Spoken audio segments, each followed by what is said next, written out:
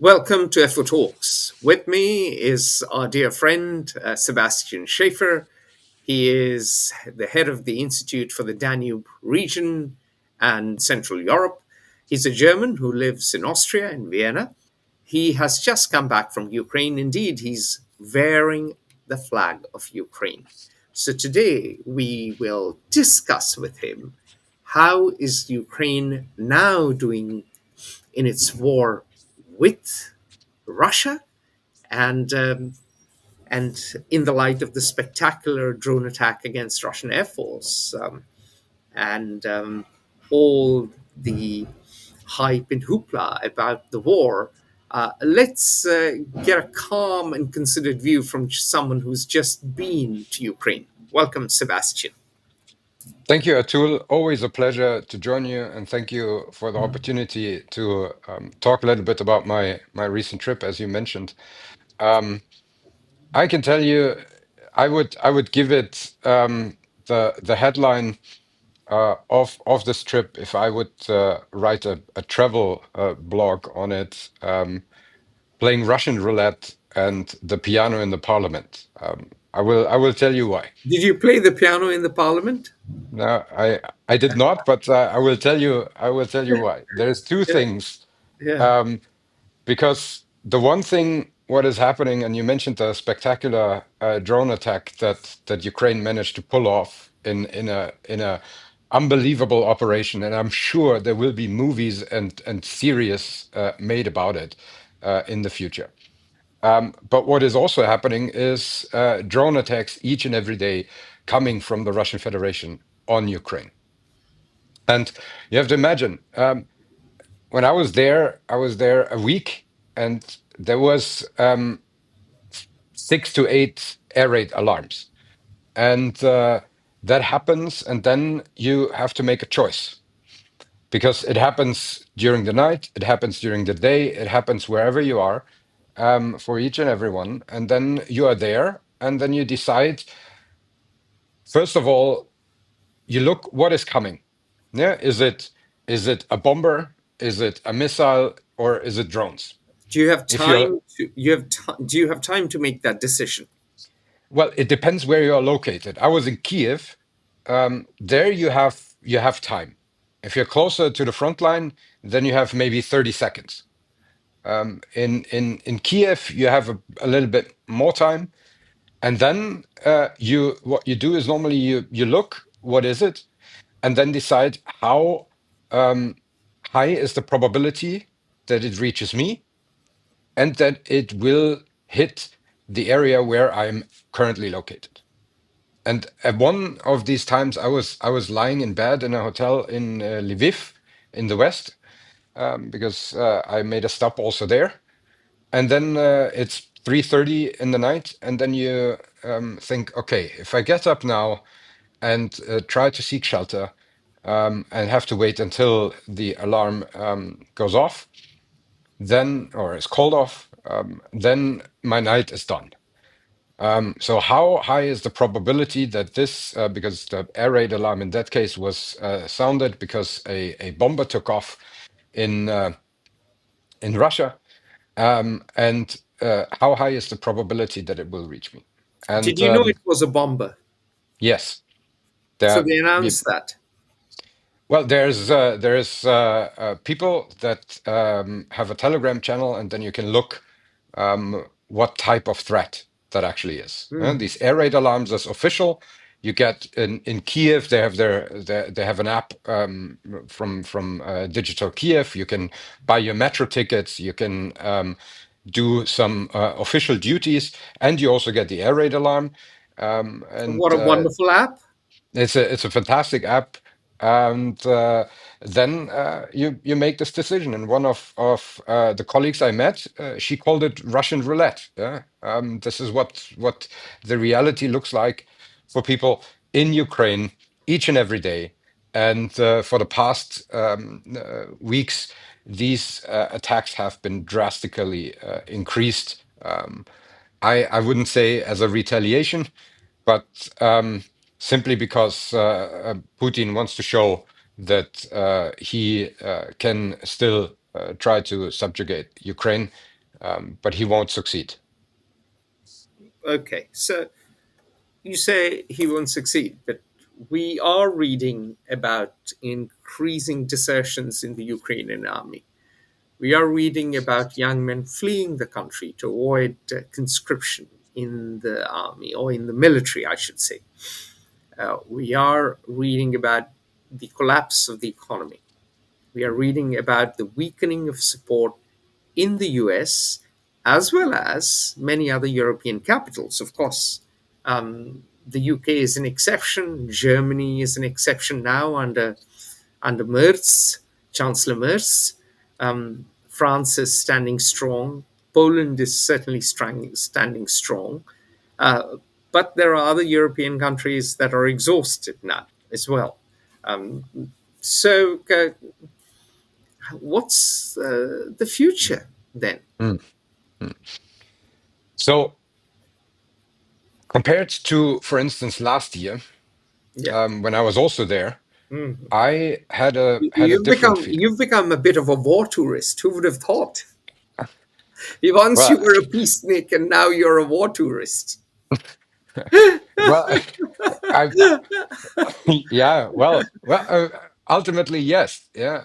On the other hand, I mean, it's you cannot talk about Ukraine and write about Ukraine and try to work for the European integration of Ukraine without seeing what is actually happening on the ground. Yeah.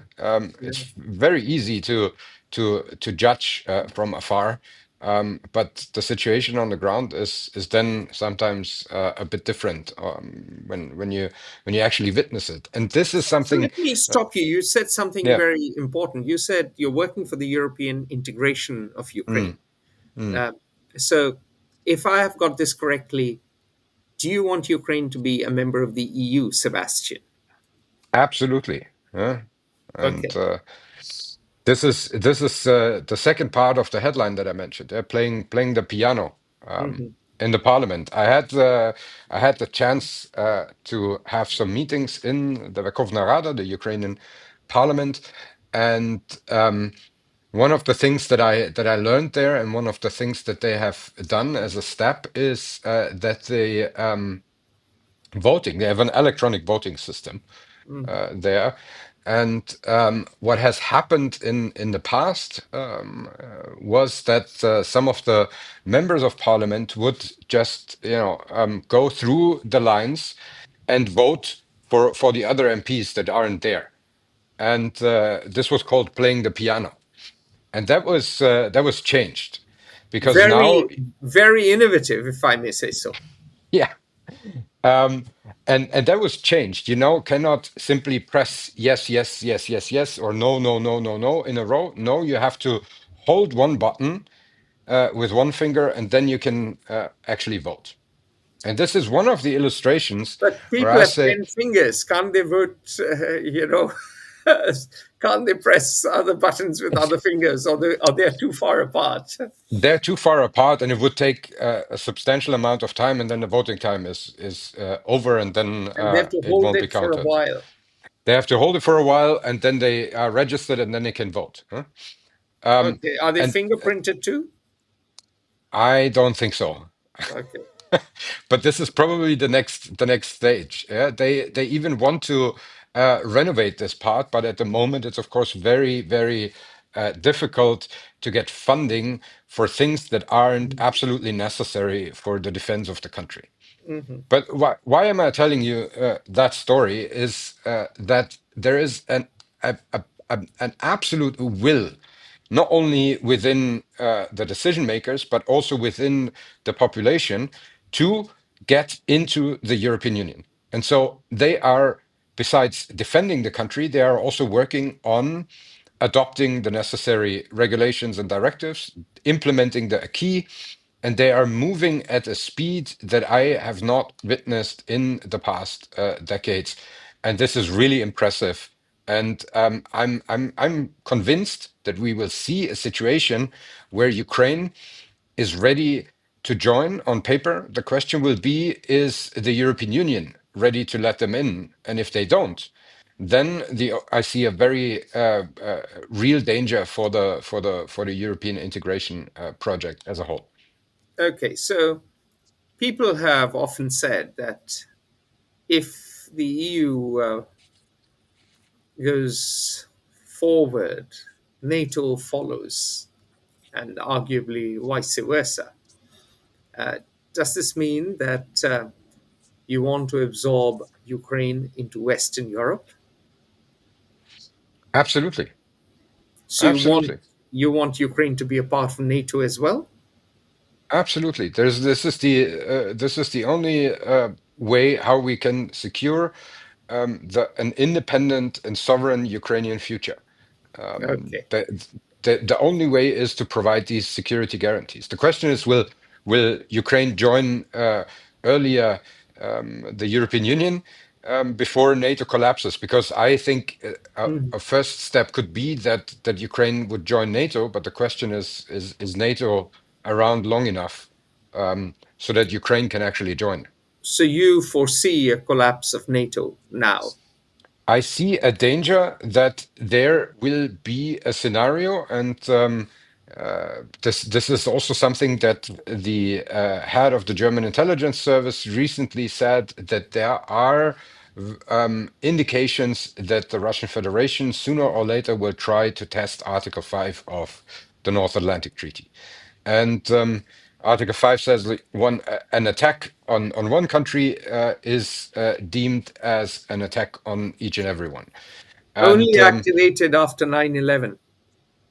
yeah, and I mean, we misread it in a sense that this automatically means we will go to a full-scale war, whoever attacked a NATO member. No, it just means that we consider it as an attack on all of us. What does that mean? We would have to see. And this is exactly the thing, because if then one or more, and if the most important member of NATO, which is undoubtedly and will be forever the United States of America, would say we don't see this as a necessity to retaliate, then the overall organization is basically useless, because this is the one and only really part that NATO plays in providing collective security. Now, the view in Washington is that Europeans are soft, Hmm. lazy, uh, whoopsies, and sissies. Hmm. They are living off American taxpayer money Hmm. when it comes to defense, and they should pony up not just 2%. All right, remember, uh, people have talked about Europeans ponying up 5% of GDP Mhm. on defense. Mhm. Uh, do you have sympathy with Washington's point of view? So the one point is that there is a grave mistake to say Europeans, because it's not true for each and everyone. Yeah, Mm. and this is also true when you look at defense spending. And I mean, look at Poland. Poland is spending a yeah, lot, and Greece is yeah, spending a lot. But then yeah. Poland fears the massacre in the Katyn massacre. They've never forgotten Hmm. how Hmm. Russians, Soviets rather, it was Joseph Stalin's Soviet troops, not Adolf Hitler's Nazi troops, who committed that massacre. Yeah, And the Greeks fear the Turks, another yeah, NATO country. yeah. Yeah. So yes, Also, there are exceptions. yeah, Turkey, also a European country, huh? Not a EU Yeah, member, but a European country. yeah, Um, but Turkey doesn't have a strong military to fight Russia. Turkey is playing its own game. Turkey now has a neo Ottoman expansion. It has recaptured, one could argue, quite a bit of Syria. But I mean, this is absolutely not my strong area, Yeah, the military uh, of Turkey. But I'm just saying that, there's the Nordics, there's the yeah. Baltics. There are differences. But yes, I mean, when we look at Germany. and how they have dealt with the situation when it comes to their armed forces. And if we look at the situation right now on the ground in the military bases, yes, this is there have certainly been reluctance in spending money for Not defense, just but the rather living military, off. yeah, not just Germany, but Spain, Yeah, Italy, so many other European countries. They have yeah, not invested and they've relied on the US for its yeah, security umbrella. yeah. The question is now, let me pose a question to you. Uh, as a European living in Vienna, the most European of cities, after all, the Concert of Vienna kept peace in Europe for 99 Mm. years after Napoleon lost in 1815. Great Metternich, Count von Metternich, good old Metternich, was the creator of that order. So, uh, is it time now for the creation of a new European order? It's time for the creation of a new European security architecture, definitely. And I have sympathy for the claim that the Europeans need to spend more on defense. This is absolutely right, and it is happening to a certain extent. Keir I'm sure Starmer, that although the UK is no longer a part of the EU, but Keir Starmer seems to be really taking up the baton and focusing on defense. also within the European Union, I have the feeling that there is really a development in the thought we will not see a European army. We will not see um, the joint forces in that sense, but um, we will see that there's much more European coordination. And Mm. this is not only EU coordination, this is European coordination that includes countries like the UK, and it will develop in a much better equipped defense policy. The question is, will it develop soon enough? And the question is, will we see European unity on this, or will this also collapse, just like NATO can collapse, as I described? Okay.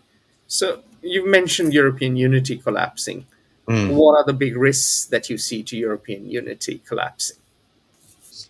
I see different approaches on how Russia is a threat, or perceived as a threat.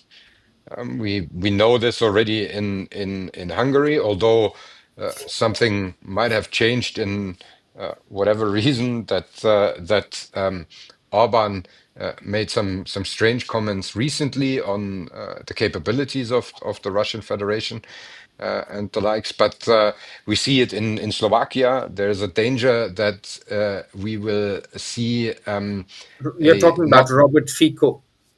yeah, Robert Fico, who is a left-wing nationalist that is very pro-Russian. We also see that not in the evaluation of the Russian threat, but with regards to European integration and approaches to European integration, that there is a split between the newly elected Polish president and the Polish government, Prime Minister Tusk.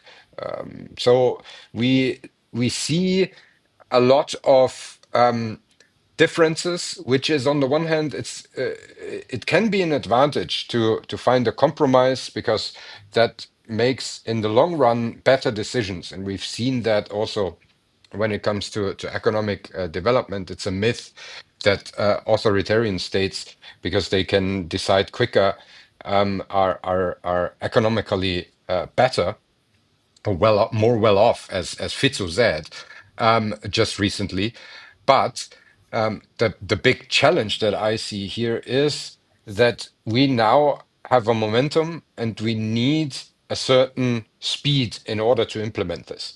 And if we have too many different opinions and too long negotiations on how that could work, then I see a real danger that that Russia will just test Article 5, and then we are not ready.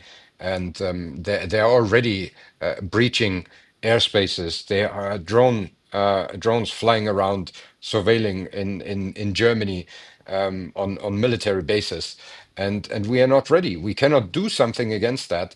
On the one hand, because of the lack of equipment, on the other hand, also on the lack of proper regulation. And this is also something that we would have to understand, because in Germany, for instance, it is not allowed to use the army in the country, only in exceptional cases. But they are not equipped right now to handle, for instance, foreign drone surveillance or espionage attempts.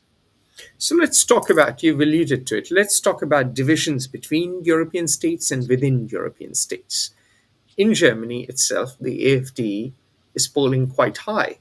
Mm, And there is, and it's not just is AfD, there's also, I see, if I remember correctly, her name, the left leaning Sahra Wagenknecht yeah, as well, yeah, who opposes foreign adventures and a return to war.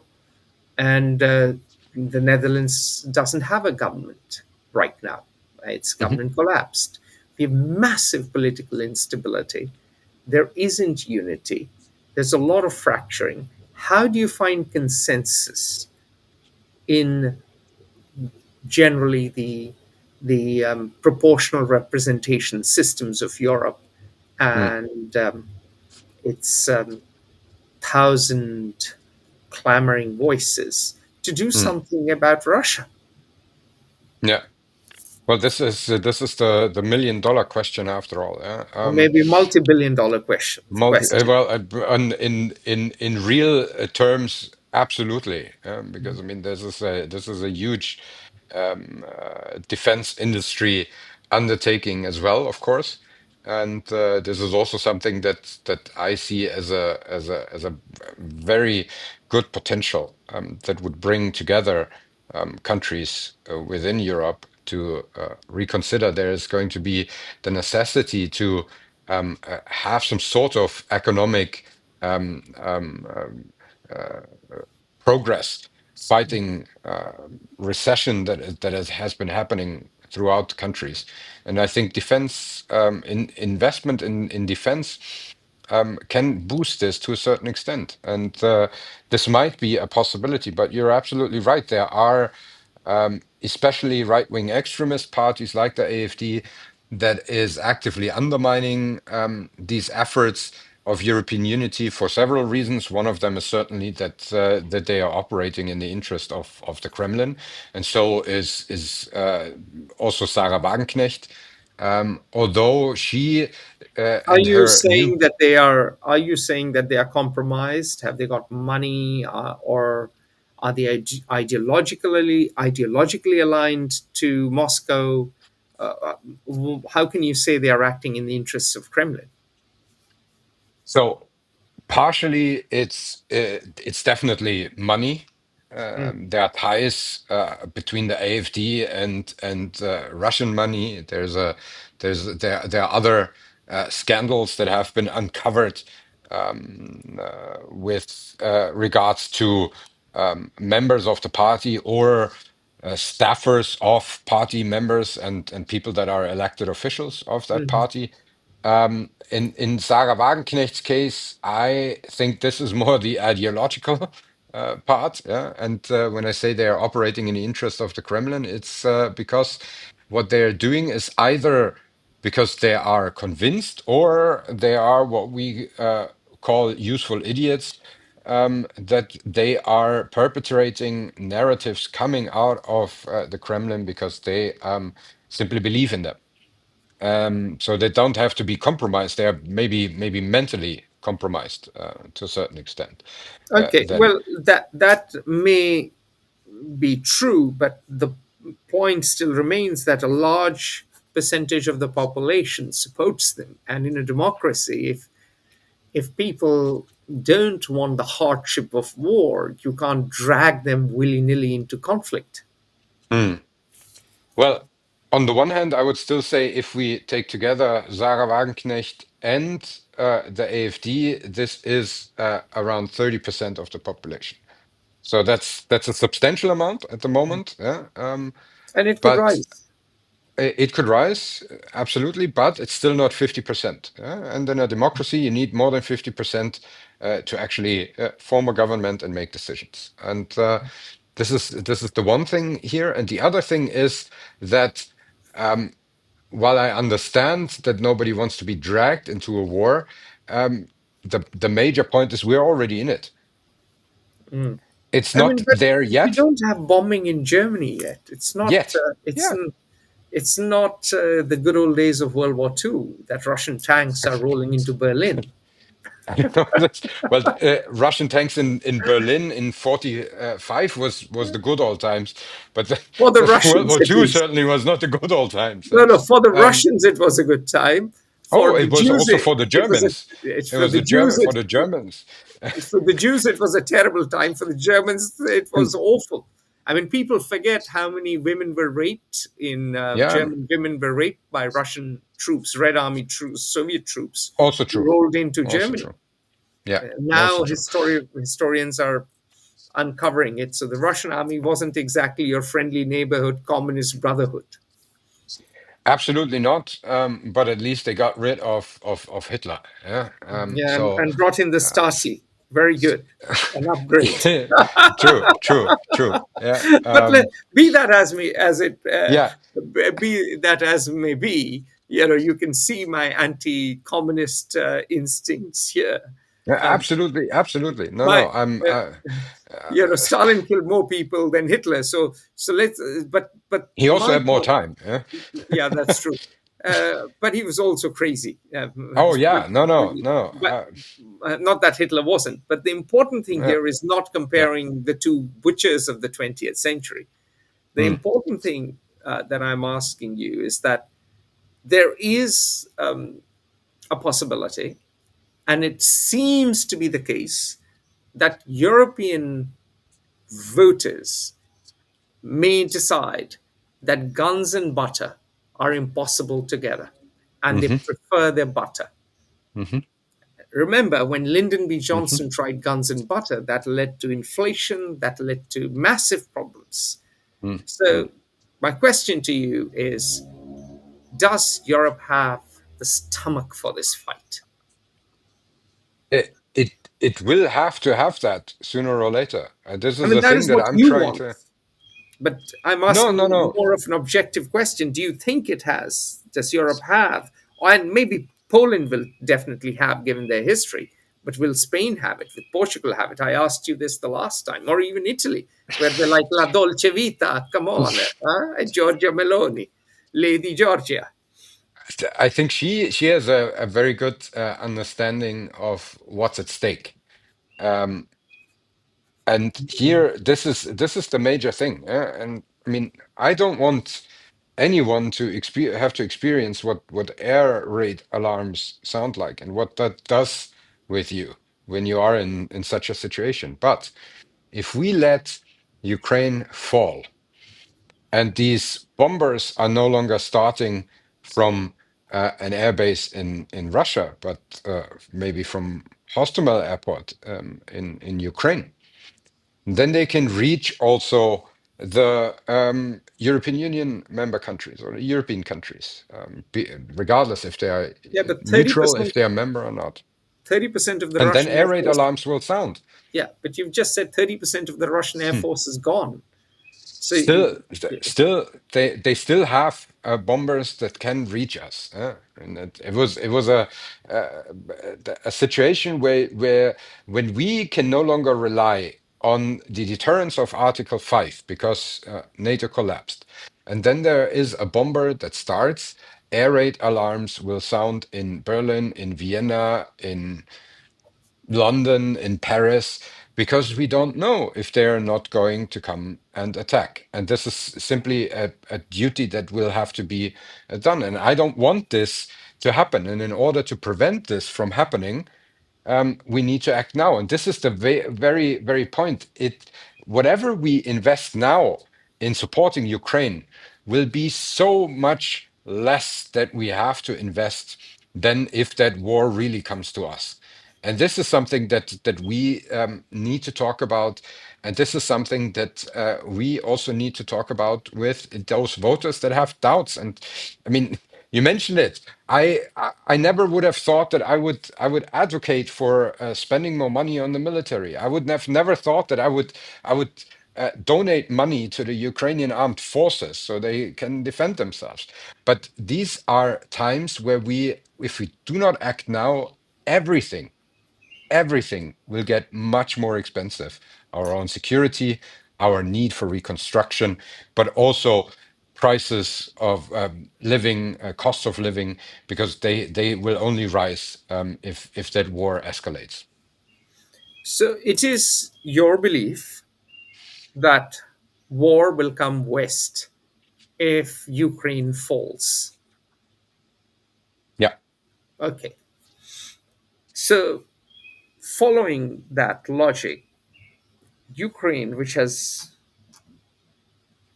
very little manpower, a much smaller country than Russia, does this now mean that European troops, French and German troops in particular, because they have the numbers and they are the biggest military powers, especially France as of now, should move into Ukraine and fight alongside Ukrainians?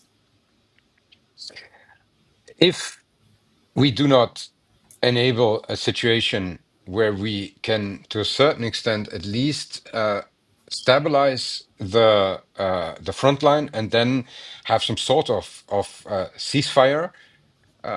This will be the ultimate necessity that will arise. What I rather would like to see is that at this point we find the possibility to have a ceasefire.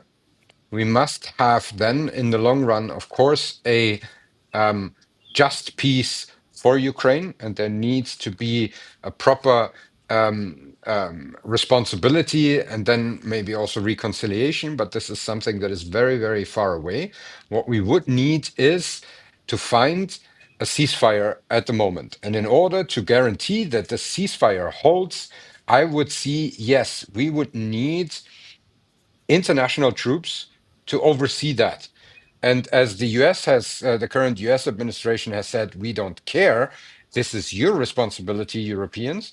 Yes, that means ultimately that can only be most likely troops from France, Germany, UK, Poland, smaller amounts also coming from the Baltics, the Nordics, and in an ideal world, also from the rest of the European Union member countries. So, we'll come to that in a minute. My first question is my first follow up question is what will it take to reach a ceasefire? It's again as simple and as complicated as it has been for the past 3 years. Putin has to stop attacking the country. There is no possibility without stopping bombing civilian infrastructure, because there is, and this is also something I can't believe that we have to say this and stress this, that it has come to this. There is a fundamental difference if you are targeting a Russian airfield with drones and destroy bombers that are killing people, or if you are targeting civilian infrastructure, if you are killing families, civilians, innocent bystanders. And this is the first thing. Stop sending drones to hospitals, missiles on flats where people live, etc., etc. Okay, so, all right, we get that. Second follow up question: what would be a just peace?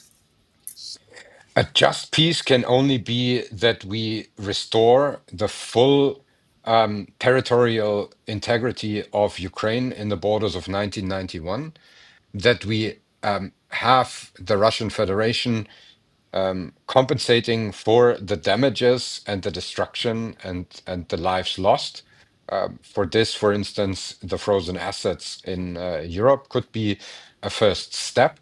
And the third thing is certainly that we then have a international trial that brings the war crimes and their perpetrators in front of a judge, and that they get their respective sentences. Now, forgive me for saying this, Sebastian. I find this highly unrealistic because the Russians, from Yeah. their point of view, do not want NATO missiles on their border, just as the US did not want Soviet missiles in Cuba in 1962. They see the expansion of NATO and the EU into Eastern Europe as an encroachment into their sphere of influence. A lot of them, and you've read our long piece, retired CIA officer Glenn Carl and I wrote a piece just before the war began on how the Russians think. And for them, Ukraine is the land of Rus, which is where Russia really began. For them, Eastern Ukraine is part of their territory. They thought Ukraine and Russia were joined at the hip till the Soviet Union existed. Crimea is an island that uh, Potemkin, Catherine the Great's lover and a great general, conquered from the Turks, and it's their only warm water port. So there's no way the Russians are going to give you number one, which is a restoration of 1991 borders. There's Mm. no way. Similarly, there's no way they are going to compensate Ukraine either. That would cost billions, and it's very similar to the compensation the Allies asked of Germany in after World War One. It'll lead to resentment. And number three, if you're saying that war criminals will be tried, then you're basically pushing them into a corner and they'll fight to the finish because it means that you're arguing for a trial and execution of not just Vladimir Putin, but numerous Russian generals, intelligence officers, and officials. So, really, the implications of your three key non negotiables is total war with Russia. That's really what you're saying. Well, so I don't say that this is realistic. You asked me what would a just peace look like, Got and it. those are the three But you said conditions that I would say. ceasefire is the first step on a just peace. Now, No, you- ceasefire would be a first step, but what we yeah, really would need is a just peace. okay, but if that is a need, not a want, Mm, then it means that once again, the Germans would have to assemble an army and fight the Russians. I think it would be easier than this. In my Uh, view, I believe if Ukraine would be equipped and we would fully support them, that they can drive out the Russian army from their country. Do you That, really think that? I mean, mm, let's yeah, be honest and look at the mm, battlefield. The Russians have made mm, advances in eastern mm, Ukraine. There are a lot mm, of Russian speakers in eastern Ukraine. mm, They have and they had complaint of discrimination. mm, And maybe that's natural because, after all, Joseph Stalin, the lovely chap that we discussed, killed 3.5 million Ukrainians, more than actually Adolf Hitler. The famine was awful, and so maybe that this was a natural reaction after 1991, and the Russian speakers got a little bit of that pent up angst. But the reality is, Russia has some support there. Russia controls territory there. Russia is making advances despite the spectacular attack on airfields and destruction of planes. How the hell will the Ukrainians find A, the manpower, B, the material, C, the money to take back such huge territory? um, well. I think if we would give them possibilities and we could see how they would pull off that stunt to destroy the Russian aircrafts, But that I is think that a special operations yeah, raid. yeah, That yeah, is relatively easier to do with fewer men. yeah, Taking and holding territory, you know it as well as I do, takes a lot more manpower yeah. and a lot more money. The point would be here to not make them retreat on the battlefield, but make the Russian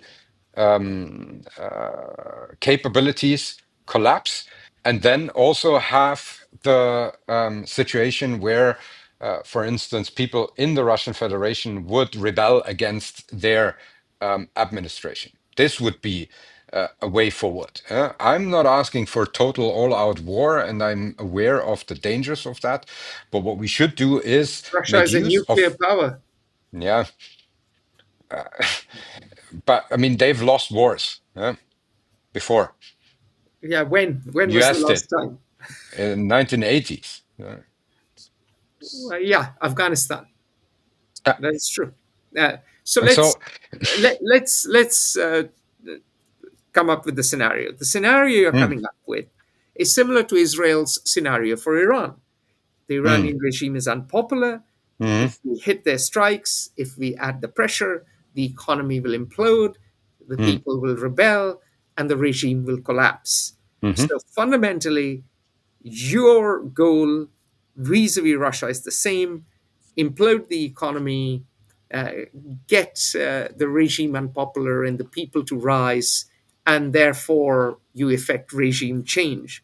In reality, you want to do to Vladimir Putin's Russia what the Allies wanted to do to Adolf Hitler's Germany. Would that be fair? yeah. Well, that's a very hawkish view, Sebastian. How Well, much tax do you want to pay? I, everything that it takes, because I mean So there is no 70%, other, 80%, there is no alternative to it. 90%? Would you pay tax? Everything will be much more expensive if we don't do that. Uh-huh. I'm fully convinced of that. I see. So the Germans have rediscovered their taste for war after a hiatus. No, no. I mean, I don't speak of on behalf of the Germans, of course, but the thing is, in order to prevent Yeah. a full-scale war happening on the territory of the European Union, we need to equip Preemptive Ukraine war. to You're defend talking themselves. about preemptive war It's or well, the war maximum is already pressure. going on in Ukraine, Yeah. and Ukraine needs to be able to defend themselves, because if everything else will be worse, everything else will simply be worse. Well, And I know the ramifications, but everything else is just worse. okay. So preemptive war or maximum pressure. Now that's a very hawkish line. And we are speaking at a time Israel has attacked Iran. We are speaking at a time when the US is now far more isolationist. There'll be a military parade soon here, apparently on the president's birthday. Um, but because they need so many tanks and armored personnel carriers and infantry soldiers marching here, they cannot send them abroad. So you're not going to get the same interest and the same desire of the US to keep funding adventures. Remember, their budget Yeah, passed by yeah, yeah. just one vote in the House of Representatives. It hasn't yet passed in the Senate. And that has already added $2.4 trillion to the US Mm, debt.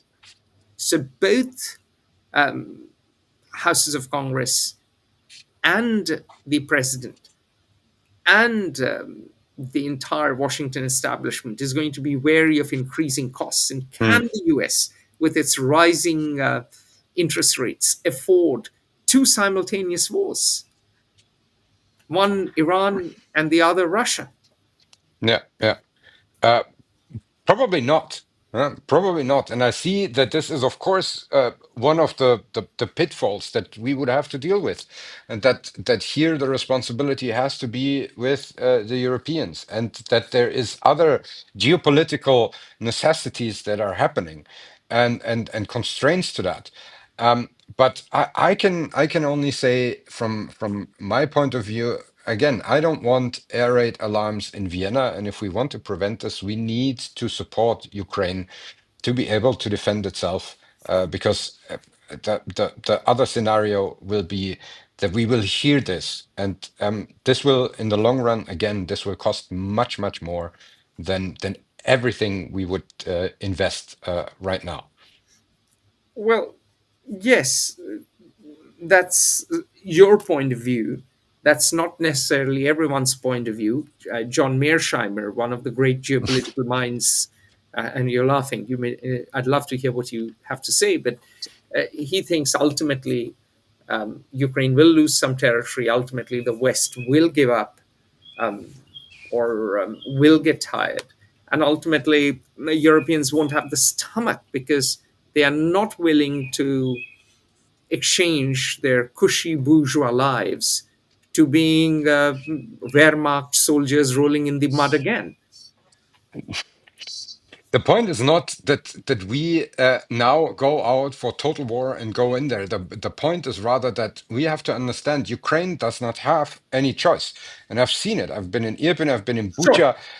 It's they won't give in, yeah, because when they are conquered, for them it's death, destruction. You Yeah. mentioned raping of the army. That's the future of for Ukraine if they give up. So, so, So so, so, yes, they will fight to the finish, absolutely, and they are fighting on, and the war has dragged on. But can they? The question is not whether they give in. The question is, can they reclaim the territory? That is my point, realistically, in 2025.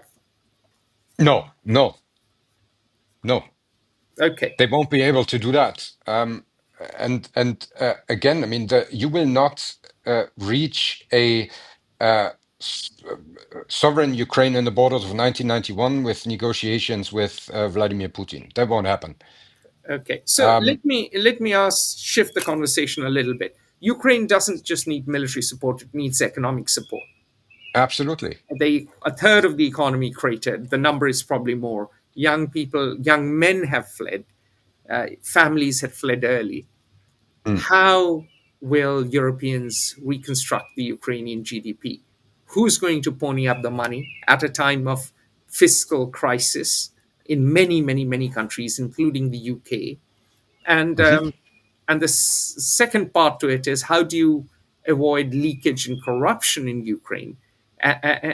And how do you guard against increasing authoritarianism in Ukraine, which a lot of people are complaining, including the opposition in Ukraine? You bring up a lot of questions that we probably have to discuss in a And the different next time, indeed. occasion. Yeah, so Yeah, we can come back to that. yeah, Democracy is very much alive in Ukraine. I can tell you this. I see. There is a broad understanding that they want elections when they make sense. Right Yeah, now, they don't make sense, and they are supporting the Ukrainian armed forces, not necessarily President Zelensky. Although the humiliation that happened to him in the White House really mm, unified the Ukrainians behind them, because they see this is a humiliation of the Ukrainian people. yeah, Who needs to come up with that money? I mean, we have done that before. mm. There were other crises. We can do it if there is a willpower to it. And this will be the But major part, of debt course. is really high right now. That's the difference, Sebastian. Yeah, yeah, Italy's debt is super high. Um, the debt of the debt of almost all southern European countries is still high. France has high debt, and even Germany has increased its debt. And yes, it yeah, could invest wisely, and there could be return on yeah, investment, but there's a possibility that Germany itself might not have the fiscal freedom yeah, anymore 5, 10 years from now. yeah. So make use of a lot of possibilities that are there. Integrate and enlarge the European Union, open up markets, create opportunities, make use of the ingenuity of the Ukrainian people, and make revenues out of this possibilities and the newly necessities when it comes to defense, but also innovation. I would Yeah. say this would be the You necessity sound that like is there. Mario Draghi, the 800-page Mario Draghi report. Yeah, yeah. It's not a it's a very necessary point that has been brought up there. Also, the letter report when it comes to the single market. I think there is a lot of possibilities, and if we want it, we have shown that we can make it. And again, I see the costs of Ukraine falling being so much higher than anything else. Got it. Uh, on that note, thank you very much for your time. Sebastian Schaeffer, we'll have you back. We'll discuss a lot to talk about with the developments in Central and Eastern Europe, the Polish Yeah, election, yeah. amongst others. And it's an honor to have your institute as a partner. It is a joy to have you as a friend and author. Thank you very much, sir. Thank you to you as well for giving me the opportunity to talk to you. It's always a pleasure, and I happily return. Thanks for the opportunity. Take care, and see you very soon. Make sure you like this video, leave a comment, share with your friends, with your circle, and subscribe to our YouTube channel. Thank you very much from all of us at Fair Observer, and see you soon. Join the conversation at Fair Observer and subscribe to our YouTube channel.